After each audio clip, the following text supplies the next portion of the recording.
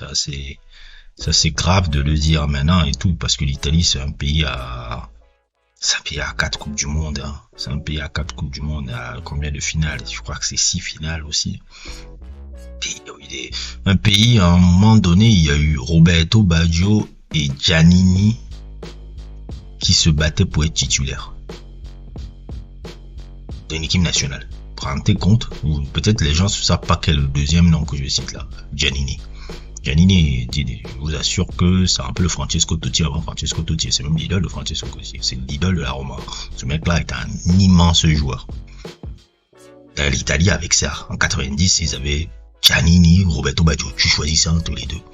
Alors, l'Italie avait Rivera et Mazzola. Ah, tu te rends compte?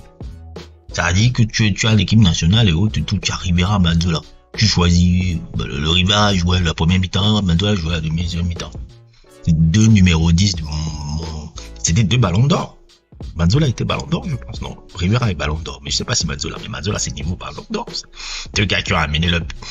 Mazzola a fait que l'Inter à l'époque gagne la Ligue des Champions. Rivera a fait que l'Inter gagne Rivera a fait que le Milan a gagné la Ligue des Champions. T'avais des... Mais on serait là, même regarder l'équipe de 82. L'équipe de 82, c'est des joueurs de dingue. Tu as des Bergomi, t'as des Tardini, t'as des Antonini,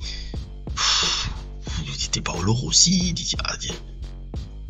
laissez tomber, mais tes gars, à Tobili, c'est des joueurs de ouf, hein, c'est des joueurs de ouf, ça. L'Italie, c'était ça.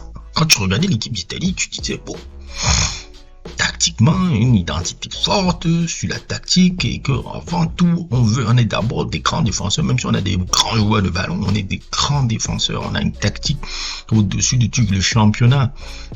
Une valeur et autre autour, le pic du football italien, c'est les années 90. Tu es